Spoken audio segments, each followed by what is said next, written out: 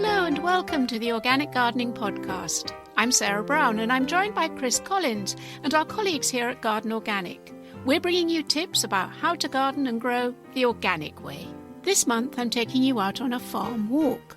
Not just any farm, but perhaps one of the best-known organic farms in the country, run by the head of the Soil Association, Helen Browning. So I'm really excited about the future for organic because there is just no time to lose. In our post bag, Chris and Anton tell Hannah how to grow a successful Brussels sprout, and she gets us to choose our favourite Christmas gifts from the Organic Gardening Catalogue. Maybe some of our suggestions will help you in your own Christmas shopping list, because of course the Organic Gardening Catalogue is our brilliant sponsor. You can check out their catalogue online at organiccatalogue.com. You'll find a complete range of organic gardening products, from seeds and plants to equipment. We found it the perfect place to look for a whole range of Christmas gifts for the gardener in your life. That's organiccatalogue.com. And don't forget, if you're a member of Garden Organic, you'll get 10% off. So now I'm off to join Chris in our winter potting shed. Good morning, Sarah. Morning, Chris. I've just come in from a lovely domestic morning cleaning out my greenhouse. I've just had such fun. You know, it's cold outside, but everything is looking nicely organised inside the greenhouse itself. I've emptied all the pots. They're nicely cleaned out, ready for spring sowing. My tools and my trays are all sorted. I mean, call me small-minded, but actually it's been such a nice morning.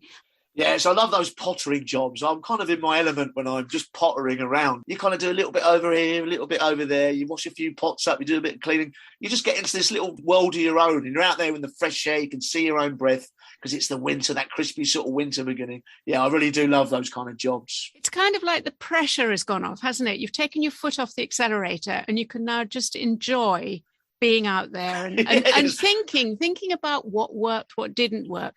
You've been down on your allotment, have you? I have, yes. I'm doing pretty similar to you. Obviously I've got plants in, but I'm replacing some boards on the individual beds. My polytunnel I'm cleaning out. It's just a pottering operation at the moment, and you've got it in one go. Totally, it's the pressure's off. You know, the pressure's on in April, May when I've got seeds and loads of seedlings on the go and stuff's growing. And now I can just look at it, enjoy, listen to the birds. I kind of really enjoy this time of year as well. And I like that fresh sort of end of autumnal, beginning of winter air as well. We had somebody, a listener, write in saying, you talk about keeping off wet soil. Can you explain that? Yes, well, if the soil is very damp and wet, then if you're treading on it, you're going to destroy the structure of it, basically. You destroy all those air spaces, the things that make up the structure of it. So I tend to, like I put in some broad beans last week that I propagated back at the flat, and I always use boards. I just put a board down so I have a scaffold plank, a short scaffold plank. I put that down so my weight's distributed evenly rather than impression in with my big old boots on parts of it. And it just protects the soil structure, basically, and means that it's aerated and the drainage can work properly. I think also it's worth bearing in mind if you're making a garden now and you're planning new beds, think about getting them the right size so you don't have to walk on them. Maybe make the beds of a suitable width so you can access them from the paths both sides of them. I think that one of the best things I did when I got the allotment was, rather than, because it's a huge allotment, it's a full size one, was divide it into beds. One that helps me in my rotation, so I'm moving the crops around, but it just means that I don't ever feel overwhelmed. I can kind of manage it part by part. And it's a really good tip for anyone starting out. They've got a piece of allotment, it might be overgrown, just put it into segments and it means it feels much easier to manage. Do you know, Chris, we've got this far and we haven't mentioned Christmas. Well, it's interesting we haven't, because I think because of all what's gone on the last sort of 18 months, maybe we're looking forward to this one a bit more. I don't know, there's obviously we've got more freedom. I think there are issues with it. Obviously, COVID hasn't gone away, but I think a lot of people will be with family members they've not seen for quite a while. So fingers crossed, this will be less material and more about people, the people we're close to. So maybe this will be a Christmas worth celebrating. And I think, obviously, let's try and tie horticulture into it. Yeah. Well, I was going to say, I'm going to give my compost heap the best Christmas it's ever had. There you go. Done in one sentence. Well, it's not difficult, is it? Because there's so much cooking going on, whether it's just whether it's just my husband and I, or whether either of our boys can join us. But there's so many soups and stews and things that you make. I mean, again, it's nice indoor pottering jobs, and I cook a lot. And that means I've got a huge amount of vegetable peelings and washings and things that I can then put on the compost heap. And then there's the cardboard and there's the paper envelopes and things like that. That all kind of comes with the Christmas package, doesn't it? That'll go on the compost heap. The only thing that I won't put on, and I think it's really worth mentioning this, anything that's sort of plastic and shiny and doesn't scrumple, that's not going to rot down. And no cooked food, because there's always the danger you're going to attract rats. Bring rodents in, yeah. Yeah. But otherwise, no, it's going to be a bumper Christmas for the compost. Yeah, there's always it's funny because it kind of fills up at the end of the growing season, because obviously you're taking stuff out and then so this will be the second wave. I have a little hot box on the balcony, and that will fill quite quickly. So I'll be walking that down the allotment to just walk off all the food I'm going to be eating as well, I expect. Yeah. Well, no bad thing. I like the idea that little hot box, though. That's really good, because if you don't have room for a compost bin in your garden, this is the perfect answer, isn't it? I mean, it's only small, and it just I'm south facing, so I struggle with the wormery because it got a bit warm. The worms don't like it over 25 degrees, and they struggle as well. Okay. So this was the perfect answer, because it's little. It sits in the corner. And I could just transport. I can literally carry it. I like to walk down the allotment rather than use the car if I can. So I walk down with it, and it's got a handle, and it's just the perfect solution. And I just kind of feel you're right. The kitchen can produce a lot of waste that could go to waste if you're not careful. So it's good to be utilising it. So what will be your Christmas plant of the month, Chris? Well, I'm going to keep it festive. I'm going to go for, and this is ironic because I'm looking out my office window and there's a robin literally on the windowsill as I speak. So it's got very festival here. It's going to go for a plant called Schlumbergia, which is actually a cactus. It used to be originally called the Christmas cactus. Actually, It's been around for a long, long time. It's got his waxy sort of, almost, this is my imagination maybe, a bit like dreadlock sort of form to it. So it kind of multi-stemmed, it flops down. It has this time of year these big old sort of reddish flowers that are multi-petaled, and they spring back the petals. They're quite long, about 30 centimetres long. It's very beautiful. It is an incredibly resilient plant. I had one that lasted me 10 years before I moved overseas. Very easy to propagate. You can take a couple of little sections off it, let it dry, the leaves dry out, then plant it in a gritty sort of compost, peat-free compost, and it'll root and it'll last you. I mean, it'll last you a lifetime. And you forget about it. It's one of those plants you kind of put in the corner, you water now and again. But this time of year, it just, poof, it comes to life. Very, very beautiful plant. It sounds fabulous, Chris. And I suspect a lot of households have got them. And do you know, you've inspired me to think, maybe I can take some cuttings and give them as presents. It's a good idea. They will just let them dry. So you take cuttings. I mean, they when one gets big, there's a lot of material to use. Just let them sit, let them dry for a couple of days. Make sure your potting compost is peat-free and full of gravel, grit, so it doesn't like the water sat around it. Put it in a windowsill, maybe give it a little bit of humidity with a bag over it, and pecans. It'll root quite quickly, and then you're away. Brilliant. Lovely. I love that, Chris. Thank you. So moving on beyond Christmas, have you got any thoughts about what you're going to be doing next year? Well, I thought about this quite a lot, actually. My thing is, due to lockdown, we had this kind of emergence of all these new gardeners. I mean, some people give the figure 3 million. And I just think that it's very important that we gain that we keep that traction, we gain those people that have become interested in it. I want to, on behalf of Garden Organic, get out and speak to those people. Workshops, talks. I went to Walworth Community Garden at the weekend. All these new allotment holders, they're really hungry for information, knowledge, how to get going. I think we need to really, really concentrate on making sure we retain those new gardeners, and I think that's a good little look ahead to the year, a good little ambition for 2022. I think that's brilliant, Chris, and sharing your knowledge and your wisdom, it's just always a great thing to do. I think I'd also like to make the point that organic is the new way to garden. I know it's based on old traditional techniques, but with all that's going on around us with climate degradation, biodiversity loss, or whatever, the organic way is the modern way to garden. And that's how I like to look at it. And I think new gardeners buy into that hugely. And it's not complicated, is it? It's not difficult to do. It's enjoying watching nature, working with it, not against it. It's well said, and I think that speaking to the people I know that are now coming into wanting to taking an interest in gardening, not one of them doesn't want to do it non-organically. They all want to be organic. And if you think about Lawrence Hills, Jeff Hamilton, these people were visionaries, and what they practice is now coming to light. And it's not just a little clique anymore. It's not just some middle class hippies. I know we get accused of that sometimes. It's actually across the board, and every young gardener I speak to and older gardener that's coming into it wants to be organic. Yeah, I agree. Do you know, we've had nearly 250,000 listens to our podcasts since this time last year. Now, that's a huge number of dedicated organic gardeners or people who want to know how to garden organically. And they tune in and they share with us their organic beliefs. I'm really heartened and humbled by it.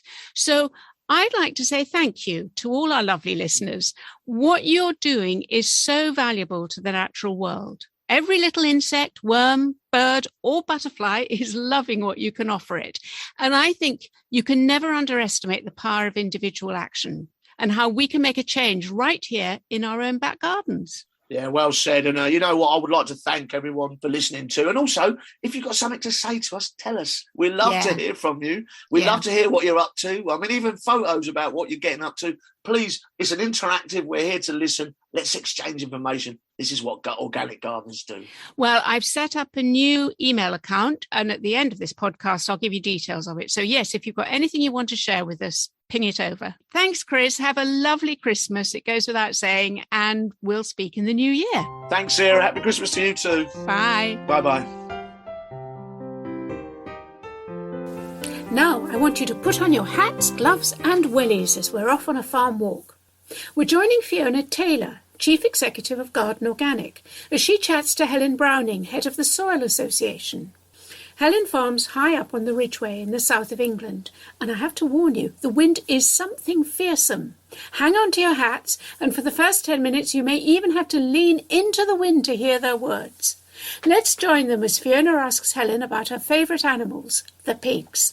We're standing in a field and our feet are on the most beautiful green clover. And not a couple of metres, there are, as a quick count, around 12 piglets, I would say, that have just finished feeding.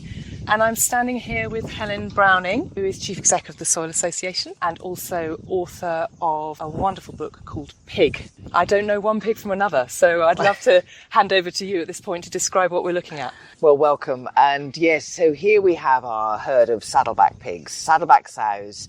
They're crossed with a large white boar, so the piglets are all mostly white with a little bit of black on them in places. These piglets in front of us are about 3 weeks old. They all mix up as a gang, and we keep them with the sows until they're about 8 weeks old. So they're weaned much later than they would be if they were in an intensive indoor unit. The sow in front of me is a beautiful black animal with a sort of wonderful white stripe over her shoulders. I mean, she is an absolutely beautiful beast. She is. She's a classic saddleback. You know, they keep growing until they're 3 or 4 years old. They turn into some very big girls, but they're wonderful mothers. You can see how much milk she's producing. She's got a lovely even udder underneath, and they will feed these piglets very happily until they're 8 or 10 weeks old, whereas a lot of your modern sows would run out of steam. They would lose too much body condition and not cope at all well, particularly in these kind of outdoor conditions. But you can see just how content pigs are when they can get their noses into the soil and be digging away. This is perfect conditions for them. We've had a bit of rain, so the soil's nice and moist, and they can actually start digging away, looking for the roots and the earthworms and all the things they like to find. I think that piglets are a bit like small children. You've just got to keep them occupied. And as long as they've got a field full of clover and soil, they will happily dig away and keep themselves content. And we'd never, therefore, have to cut their tails or their teeth or any of these kind of things, because we don't get the problems of, them getting aggressive with each other that you get if they're indoors. It is fundamentally an outdoor system. You alluded to that. So it would be just interesting to understand the difference between what I'm seeing here and actually perhaps what's happening in quite a lot of other pig farms up and down the country. Yes, so where organic is so unusual, it's unusual in many ways with pigs and with poultry. The animals are outside throughout their life. They come in just for a few days before slaughter. That's just so that we can weigh them and get them used to an indoor environment. If you compare that with the majority of pigs, they are on concrete all their lives. They may have some straw bedding, but the majority of pigs will spend most of their life in a relatively barren environment compared to this. You do have about 40% of the UK's sows are now outside, but they don't tend to move very often. So you often see quite sort of brown fields, bare fields with sows on them. It's much better for the sow welfare to be outside, but actually I'd like to see them moving across land as we do in an organic system. Pigs are such intelligent, amazing, curious animals that they deserve a good life, and that's what we try and deliver. Helen, in your book, you pretty much sit next to the pigs in their straw, in their huts. You know, you observe them really close hand. Do you think that year where you were gathering that information changed you and your relationship with the animals? I think it's always interesting when you really attach to animals. I mean, as a farmer, you can do the right thing by all your animals, but because I'm not working with them day in, day out like my staff are, I hadn't become overly attached to them as individuals. And I think what was really interesting was exploring that attachment and how that made me feel about sending those pigs off to slaughter at the end of the day. It took me back, actually, to my very early days of farming, of developing the system here, when I was much more hands-on and we did have far fewer of them. And I got to know them far better. And all that kind of soul searching I did about the relationship as a farmer you have with your animals, the contract that you actually have with them, you know, why animals have allowed themselves to be domesticated, our responsibility for those animals, and to look that really square in the eye again. And I came out of that okay, actually. I felt what I felt 30 years ago when I first started doing this, that while people are eating meat, and I think that some meat eating is a good thing in terms of the role that animals play in our farming, in our countryside, regenerating soils, maintaining biodiversity, that I can look those animals in the eye and get to love them and still eat them. Which is great to discover that one hasn't got a heart of stone, isn't Yeah. it? First of all, looking after the pigs in a marvellous way, but actually looking after the wider environment in which you're farming and the wider natural benefits. Yes, I mean, all animals have a different kind of interaction with the land. You know, your cattle are really important from the point of view of maintaining a variation in height of your grass swards, allowing insects to flourish and the dung beetles and all those kind of things. I think the pigs, actually, their particular benefit is the benefit it has for wildlife during the winter. I mean, you can already see the starling murmurations and the field here. And during the winter, this is a feeding spot. Because the pigs are turning over the soil, they're making available foodstuff for wild birds that wouldn't be available if we didn't have that disturbance going on. Absolutely. And of course, we're feeding the pigs, and so we're feeding the birds too. It's full of life up here in the winter, when actually a lot of the rest of the farm is quieter. I think there is a real benefit to having pigs creating that opportunity for wildlife at the barren time of the year. What's amazing to me is how the fertility of all these different type of plants and dung and even the bird life and the wildlife and everything that is contributing to the soil. At the end of the day, this cannot be richer, this soil, surely. Yes, I mean, I think what you're doing in an organic system, you're building up the fertility in the soil and then you're sort of cashing in on that. So it's kind of that lovely self-limiting system. You know, you only can reap what you sow. And the pigs are a part of that, but so are the cattle and all the other things that happen on this lovely pasture.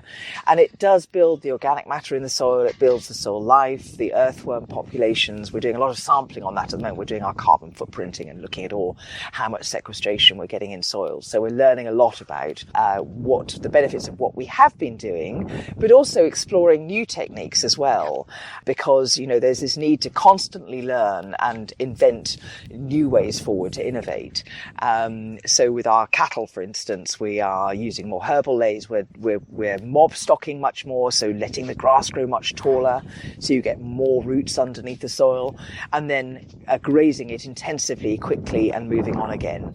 And there's a lot of interest in that technique because it's thought to build up the soil carbon much more quickly.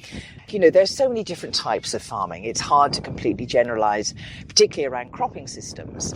But a lot of farmers have gone to these very almost monocultures, almost no rotation. It might be wheat, oilseed rape, wheat, oilseed rape, something terribly straightforward. You're just using one crop as a bit of a break. And all of them requiring very high levels of nitrogen fertilizer, synthetic fertilizer, many sprays of pesticides and herbicides and fungicides. Has worked quite well for them financially for quite a long time. But I think farmers are increasingly recognizing that their soils have actually run out of steam. So in a lot of our best arable land in the east of the country, soil organic matter levels are down to 1.5%. And it's costing farmers a lot more to till the ground because it takes a lot more fuel when that ground is so solid and so hard and so compacted. And the chemistry is not working very well for them either. You know, the sprays aren't working.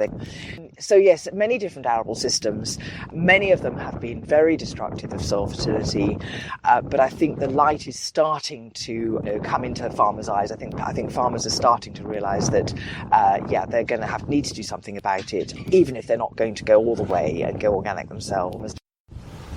We're looking in the other direction at a field of hundreds of cows, it seems. Well, this is the Starville herd, and they are moving across all of this grassland that you can see between here and the very top of the downs. They only milk once a day, and that means we have a very high butterfat and protein milk, a very rich milk. And every time they're milked, they move on to a new chunk of grassland. So today they're on this wonderful herbal lay. You can see the chicory waving in the breeze, but there's lots of other stuff in there. There's about 10 or 15 different sorts of clover.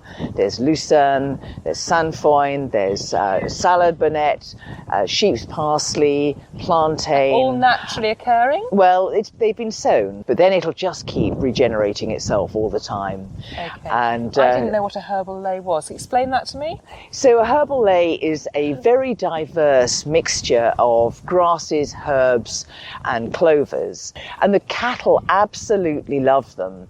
They milk very well on them, and their health, you can see how shiny they are, how good their coats look.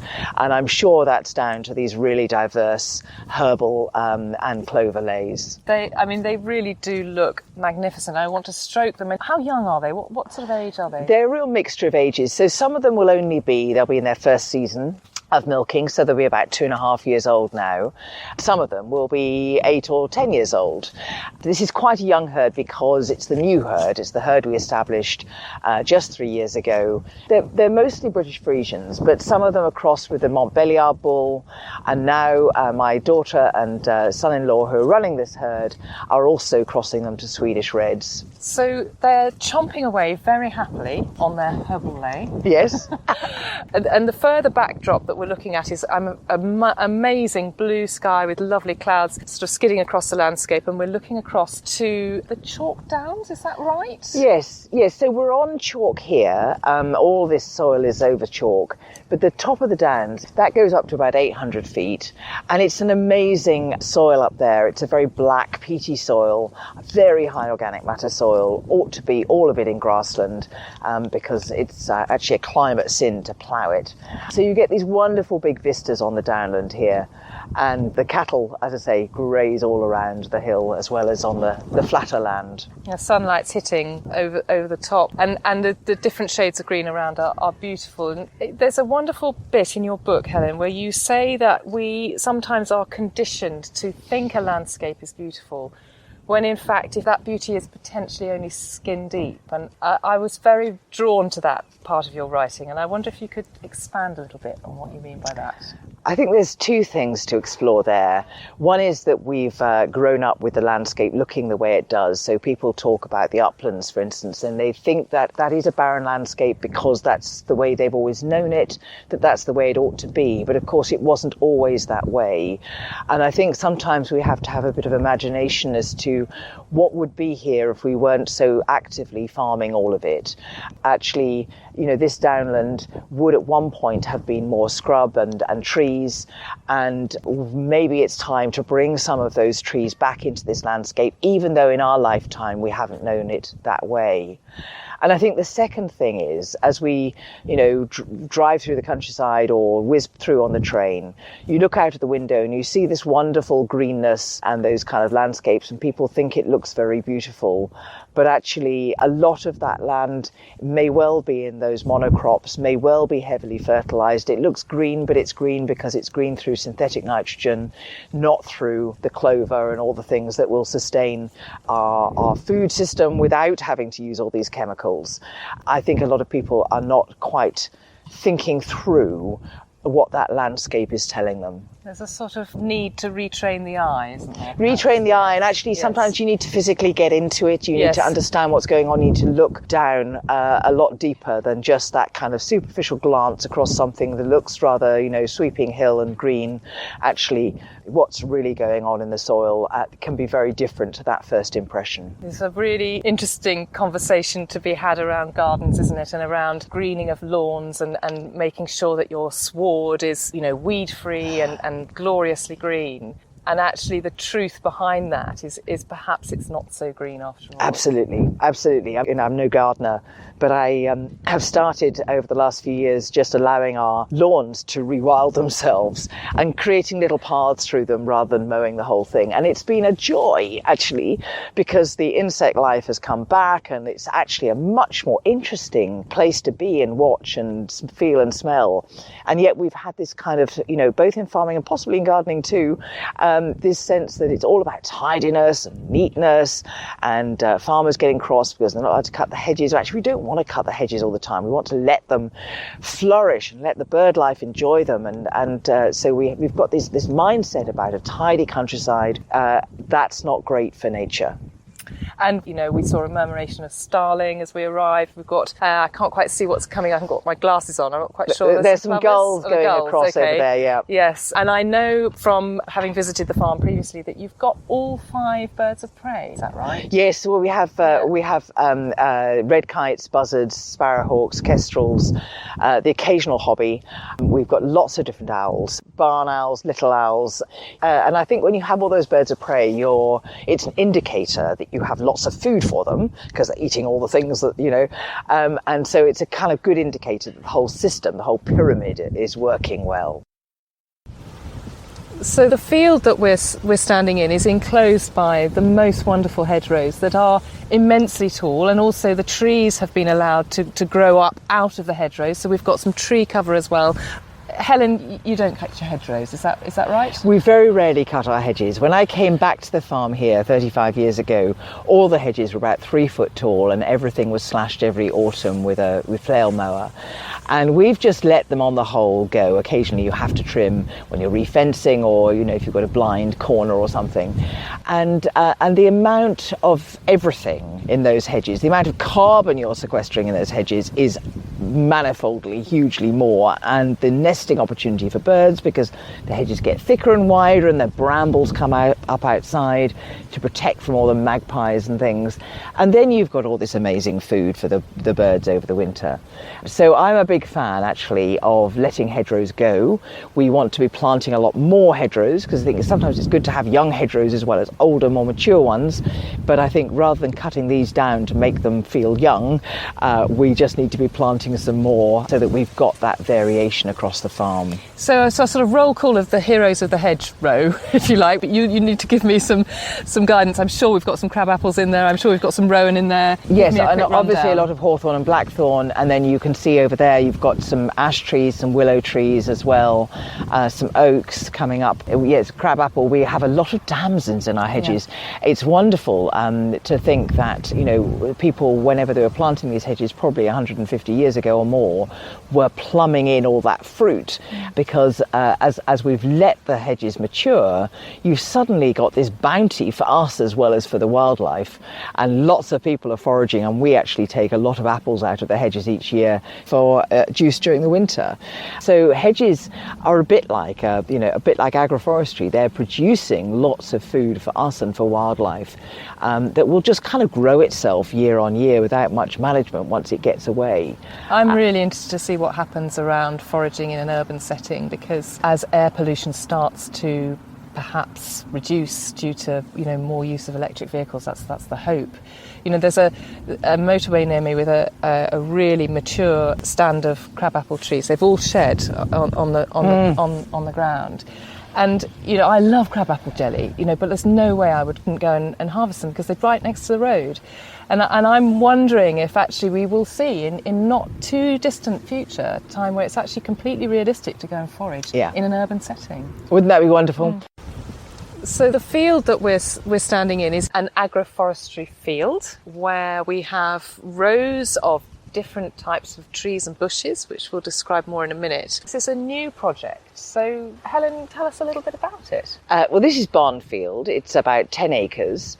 What we have here is almost like a sort of expanded orchard, but with some sense of a permaculture system or a forest garden system where you've got the understory as well as the trees. You've got an understory of soft fruits. It's a really diverse approach. One of the challenges with organic orchards, I'm sure you know, is that disease can be a problem. And so the idea of actually mixing it all up and giving the trees a lot more space, that's all in the hope that it will stop disease spread, allowing us to grow really healthy fruit without having to worry about those kind of things. That's fascinating. And there's obviously a lot of air movement around and amongst, so you're not looking for a sort of tree canopy, tree cover. How would you see this developing? So they're in rows. You'll see it's on a lovely curved design, so it's aesthetically quite pleasing, yes, it's actually. People often come down here and say, oh my God, I want to come do my poetry readings here and things. So yes, we want to see some grassland between and, as you say, keeping that air movement. This is designed to be compatible with poultry systems. So you can imagine, even now, actually, how much chickens would enjoy being able to get under the young trees and shrubs. But as these mature in the next 3 or 4 years, it'll be an amazing habitat for chickens who are woodland birds and really like to range where there's plenty of cover. That makes them feel so much safer. Tell us what type of trees and bushes are all growing here. Give us the detail. Well, we've got a real mixture. So we've got some nuts, we've got walnuts and almonds, and people go, oh, almonds, what are you doing growing almonds? And I guess it's a little bit of our sort of hedge against climate change. You know, it will be interesting to think about, if we've got to have some of this warming, what might grow well in a warmer climate. If they don't fruit, that's great, because maybe we're not getting quite so much climate change. And then we've got a real mixture of fruits, of damsons, plums, cherries, quince, apples, pears, lots of different sorts of each of those. Apricots, again, you know, something that doesn't necessarily grow that well in the UK at the moment, might do in the future. Yes, that seems quite a brave choice. I'm imagining a nasty frost could see to those. Yes, I think they will. I mean, it's amazing if you look at the trees, how well they look. They're flourishing, as are the almonds. But whether we'll get fruit, we will wait and see. At least they're sequestering carbon and providing a nice habitat for our chickens when they get here. I mean, the whole thing is presumably a terrific carbon sink. Yes. I mean, I think agroforestry is a really good way of still growing lots of food, probably even more food, because these kind of systems will grow an awful lot more than we would have done if we just had a few cattle or sheep out here or had a field of wheat, but also sequestering carbon and giving more home for wildlife. You know, there's getting more trees into our farming systems makes such a lot of sense from every perspective. when we walked in, I'm pretty sure I saw some blackberry bushes. Yeah, black currants and red currants and gooseberries, raspberries, tayberries, lots of soft fruit. And we're already harvesting that for juices and for puddings. So the soft fruit is a way of getting a bit of cash flow through a little bit faster. But also we love our raspberries, don't we? You talked a little bit a moment ago about trees, and one of your chapters in your book is titled In Praise of Trees. It's made me really wonder, when did we stop valuing trees as a major source of crop, and why? It's such an interesting question. I mean, we've ended up ripping out so many of our orchards in the UK, which is a tragedy in so many ways, and we're importing 85% of the fruit that we eat in Britain when we could be growing so much of it. And that was all about economics. And then at the same time, our woodland cover is one of the lowest in Europe. Obviously, government has set out these, very high ambitions for planting more trees. But actually, unless we get farmers more confident with tree management, I mean, you're never taught about trees in farmer school, even today. And so woodland management, creating more woodland and taking some income from woodland is something that a lot of farmers have got to get more comfortable with, and there are real opportunities there. But agroforestry, just bringing trees in as a crop, or even if they're for timber, actually mixing them up with your farming is a great way for farmers to start to build their confidence with trees and to see perennial crops and trees as a much bigger part of our food future. I mean, you think at nuts, nut crops are amazing. The yield per acre can be very high, and they're actually really carbon positive because the trees are actually sequestering carbon while producing something for us to eat. I feel that we should be exploring tree crops a lot more and managing our woodlands better. There's so much opportunity in all of that, but farmers at the moment still see trees as a bit threatening and a bit alien. And perhaps a bit slow growing. And a bit slow growing. That's a very good point, a very pragmatically good point. They are slow growing. There's a big cash flow. On this system here, between planting it and getting any significant harvest will probably be 8 or 10 years. And all that time you've got to nurture the trees and move them in the right direction. So if you're starting from scratch, you do need some help to get you over that cash flow lag. And you do have to have both a vision and some sense of your, what the land over that longer time frame. When you're planting woodlands, you're not planting them for you, you're planting them for your children or even for your grandchildren. And so I think, we need to stand back and have that bigger, longer term, multi-generational perspective of what our land needs to provide for us and our successors. Yes, that's very interesting. In my garden, I inherited a filibert tree, and the nuts. I have to say, the squirrels usually outwit me for the nuts. But underneath it, I've planted a couple of gooseberries and a couple of currants. I was a bit late, but I put some nasturtiums in, hoping they would romp away as well, and that I could potentially harvest the seeds and pickle them. But there you've got in an area that's actually sort of 2 meters square. You've got this little system going on, but here we're standing in front of a very unusual bush that I'd never heard of or never seen before, and I wonder if you could explain that to us. So this is sea buckthorn, and almost spiky. It is, sort of bushy, spiky, has an amazingly vivid yellow-orange berry, which is very high in antioxidants and vitamin C and all sorts of things. We have planted a lot of this, both in this field and in the bigger agroforestry site just over there. Yeah, a lot of interest in this plant because it has potentially sort of health-promoting properties. It's also, in fact, in some of our sausages, in our organic sausages, we use dried sea buckthorn as a sort of preservative, as an antioxidant. So I think there's a lot of potential in this as a plant. We're about to start making some sea buckthorn gin. We don't have very big quantities of it at the moment, and we will see what we end up doing with it. But it seems to like it here. It's growing well, and think it's a crop for the future. And that's what it's all about, isn't it? And you mentioned that it would work well for chickens. You've also mentioned that you've got a bigger scheme on the farm, a much bigger field dedicated to agroforestry. We established that about 4 or 5 years ago as well. So the rows of trees are straight rows rather than these lovely curves, and they are mostly peri pears interspersed with willow and alder, or sometimes with sea buckthorn. What we've done through that planting is create these lovely paddocks for the cattle, which allow us to do this mob stocking, so that the cattle can have a paddock each day. It's about a hectare per paddock properly. So it's no mow, effectively. So it's no mow, absolutely, okay. yeah. And this would be too, the one we're on now? Would you need to mow this? Yes, we can make hay out here, and because we haven't got the chickens here yet, we are making hay in here in the summer. And what's so interesting about this field too, in just the last 5 years, we're already starting to see things like orchids coming back into this. So how quickly nature responds when you just give it a bit more space and time. See, that's so encouraging. And that change in management and the fact that there hasn't been too much fertility coming onto the site in between the tree rows has allowed other plants to take over a bit. I'm really inspired by it. When I saw it in the summer, I went home and I said to my husband, I would like a field. Do you think we can do, can we go and buy a field? Can we have our own agroforestry project? And he said, why don't you just look out of the window?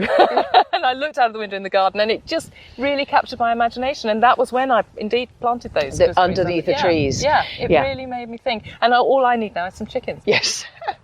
And you don't have to have very many. You can have a lot of eggs and a lot of fun with just 3 or 4 chickens. Yes. And when will the chickens come? Well, when I get my act together, basically. We had chickens down here in the first year, but we did have a fox and, we think, a bird predator problem. I thought it was the red kites. They're still telling me it wasn't. So I'm hoping in the next year or two we'll start to introduce chickens here. So you're going to have to go and hunt the eggs? I mean, how does that work? They'll have their houses. Hopefully when you train them, they lay their eggs in the houses before they go out in the morning is the plan. Otherwise, yes, it will be a fun egg hunt. And maybe that's a new thing yes. too. The pub and hotel guests can come and hunt your eggs before you go home for breakfast. Yes, exactly. Or before or after the sea buckthorn gin. Exactly. Yes, quite. Yes. As you can see, there's always more ideas than there is capacity to fulfill them all here. Indeed. It's been incredibly inspiring to walk around your farm today. What's your hope for the future? Well, I hope that the values as well as the practices of organic farming and gardening will become the norm. We talk about organic for all. We now know how much of our ill health is due to our poor diet. If we start to grow things well, and that sort of link between the health of soil, the health of plants, the health of farm animals, the health of us, that whole interconnected story is one that I think is starting to resonate with people. But we should be so proud of what our organic forebears, the pioneers, all of us have actually achieved with holding this kind of arc of knowledge through a time where, it was all about the chemistry, it was all about the domination of our earth. We do have a wonderful gang of people who can infuse and help the next generation do this stuff even better than we've been able to do it. So I'm really excited about the future for organic because there is just no time to lose. We have a huge revolution or a very rapid evolution to make in the next few years if we're going to be able to meet the challenges of climate change and nature depletion and human health and animal welfare, all these things. But also what you said earlier in the day about the more we put in to our land, to our soil, the more we give back to nature, and that's the gift that we're hoping that we can leave for future generations. So thank you so much for having us. It's been a huge pleasure. Really lovely to spend the morning with you.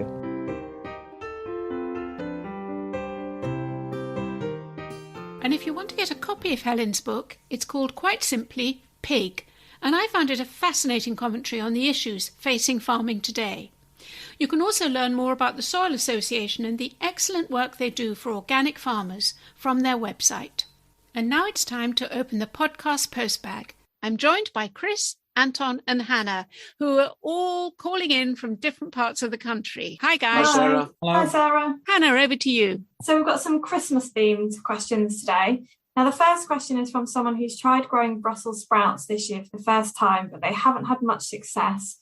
Some are covered in black spots and none of them are a nice tight shape. They look more like loose little cabbages. Can you help? So, Anton, I think first it would be interesting to understand what you think the black spots might be. Okay, yeah. The black spots, they can be caused by a couple of fungal diseases. Brussels sprouts are quite susceptible to fungal disease. But first, let's have a think about how we can prevent that happening.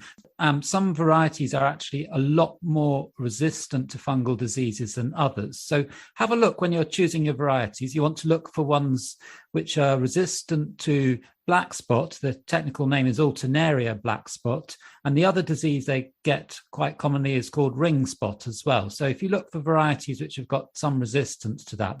And then how you grow your sprouts is actually quite important as well. There's always the temptation to plant them too close together. So make sure you space them out. They need to be at least 2 feet apart so that there's plenty of airflow around them. The other thing is to remove the sort of older, lower leaves because they tend to sort of harbour diseases and sort of reduce the airflow around the plant. So just sort of have a tidy up of all your sort of older decaying leaves on the plants as well, and that will help. Chris, are you a sprout grower? I am. I grew some brilliant ones last Christmas. I had them on Christmas Day. They did really well. I wasn't sure that was my skill or just had a lucky year, to be honest with you. You do get sort of unfurling of the leaves. You use the expression like small cabbages as the leaves unfurl. That could be an irrigation problem. They need to be kept moist around the roots. So if you've got a very sandy soil and it gets dry, they might sort of open up a bit like that. So my advice is maybe get some compost around the base of them, make sure they don't dry out completely, and that will stop. I think it's also important to say is brassicas can look a bit tired late summer. Don't panic. I think when the fresher air comes, pick them over, DDD them, get rid of the dead disease damaged material. And as soon as it gets a bit cooler, you tend to find they pick up a bit. So a little bit of irrigation, make sure they don't dry out completely, and just pick them over and let them get into the fresh air and see how they do. And would you still eat these sprouts? Oh, definitely. Well, actually, I wouldn't. I'm in the sprout hating camp, to be honest, Hannah, so I don't grow them. Me too. mate, look, listen, like, mash them up with a chunk of butter. You can't beat a sprout, mate, I'll tell you. Well, I personally will be avoiding them. But I think you make a good point, Hannah. Yes, unless they are totally reduced by these black spots, I think they'll be fine to eat. I think all you have to do is peel off the outer leaves, and then you get that nice green body of the sprout, which is perfectly edible. And I also think there's something here about the supermarket look. You know, I like to call it the supermarket supermodel. We know we're not all supermodels, and just the same with our fruit and veg. Often when you grow your own, it's slightly imperfect. It's perfectly imperfect, to quote another supermarket. So yes, it's definitely edible. It's an interesting point, isn't it? We are conditioned to see what a veg looks like by supermarkets. The carrots have all got to be equal and the sprouts have all got to look the same. People need to ease up, relax a little bit about it all, don't they? Don't you agree, Sarah? Yeah, they're grown for look. They're not grown for taste. And I always think if you produce something yourself, you're probably going to be more determined to try and eat it when you finish. Yeah, absolutely, Anton. The most buckled vegetable in the world, if I've grown it, it's getting eaten, Anton. I tell you, you go to all that time and effort. Plus also, you know, a lot of veg is put in dry storage. Its nutrient content is going to be very low by the time it hits the shelves of the supermarket. Freshly picked veg is going to be full of nutrients. So it's not about what it looks like. Brilliant, thank you. The next question is also on the theme of Christmas. So I'm going to ask each of you to choose a Christmas present from our sponsor, the Organic Gardening Catalogue. Now, this present is not for yourself, but it's to give someone else. So I want to know what you've chosen, who it's for, and why you think they might like it. Anton, you can start us off with this one. So I'm going to get a Christmas present for my mum, who is 78, but she still does loads of work in the garden. She's not a veg grower, but she really likes a lot of colour. So I'm going to get her some surefire things which I know will work. So I'll get some calendula, and that will attract the bees. I'll get some nigella. They've got a nice mix which is called Persian jewels. some nasturtiums as well, particularly keen on getting some echinaceas as well, because that really brings in the birds, particularly finches later on in the season. She does like watching the birds. Some linanthes, that's a poached egg plant. And all of those are really easy to save seeds from as well. So I think that would be quite fun for her to have a go at doing that. So those are all surefire things. I have to say that her garden's in Northumberland, so it's not the warmest of climates. But I think I'd also like to try something a little bit more adventurous. There's a plant called Tithonia, which has got these beautiful sort of bright orange petals on it, like a huge daisy. It is actually a Mexican plant. I think that's probably pushing the limits of what would grow in Northumberland, but I think we'll have a go and see whether it works. And of course, with that, you're going to include a free voucher of your expertise. And of course, yeah, I'll be on Zoom or phone regularly. Okay, Sarah. Like Anton, I'm going to keep it in the family. Both my boys, by coincidence this year, have bought houses. Both of them are now faced with small town gardens and they have no gardening knowledge. So I'm going to get them the little booklet that you can get on the Organic Gardening Catalogue called First Steps in Organic Gardening. This is a treat of a little publication because it not only explains in very simple terms the principles behind organic gardening, and I can hear them saying, "Oh yeah, Mum," but it's also got some easy to grow veg that they might like to start their hand at growing. So I like to think that it's going to inspire them. It's dirt cheap. It's less than £3, I think. So they can each have a copy. In fact, it might go in their Christmas stockings because even though they're big grown-up boys, they still have to have a Christmas stocking. Of course. I'm going to choose a book too, which is called The Tiny Tabletop Garden. Now, I'm going to give this to one of my friends who's recently moved house. They live in quite a small rented house in the middle of a city, but they're really keen to start gardening. And what I like about this book is that it's 35 projects for small spaces, either indoors or outdoors. So there's a really nice mix of edible projects, but also floral things that they can do within their own garden, including a really nice potted blueberry. So I'm hoping that will inspire them. Chris, how about you? Well, I'm going to go for the humble propagator, I think, and there's a selection of them in there, the organic catalogue. But this, to me, if I had £20 left in the world, this is where I'd spend it. I was looking at my allotment this year, and it's a big allotment. It's full of flowers, full of edibles, and pretty much most of it, 90% of it was grown from seed, and a great deal of that seed came from a propagator. It's a very simple, effective little miniature greenhouse that you can start seeds in very effectively. And I just think, where a gardener gets involved, where you become a gardener, is that magic from seed to seedling to plant. That process just brings you in. And once you've done it once, you'll be absolutely addicted to it. So I think the first rule for any gardener is to get going, is to get yourself a propagator. And I'm going to buy that propagator for everyone, okay? For everyone. Oh, you're on, Chris. This is being recorded, Chris. Yeah, I'll have to be writing a credit note. I can see it now. Oh, that's brilliant. Thank you, everyone. Well, thank you, guys. Have a wonderful, wonderful Christmas and happy holidays. And no doubt the January post bag is going to bring some surprises. Happy Christmas, everyone. Bye. Bye. Of course, the one present we forgot to mention is the gift of membership to Garden Organic. Why not treat the gardener in your life or even yourself to a year's membership? You'll get a welcome starter pack, a dedicated advice line to email your problems and queries to, and a magazine 3 times a year.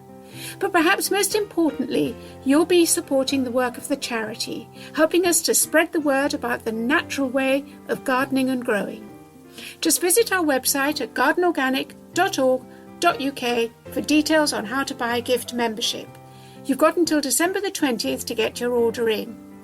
And if you want to contact Chris and I about the podcast, and we love hearing your views, then send us an email on podcast@gardenorganic.org.uk or tag us into your gardening updates. It's quite simple. We're at Garden Organic UK on Facebook, Twitter and Instagram. That's at Garden Organic UK.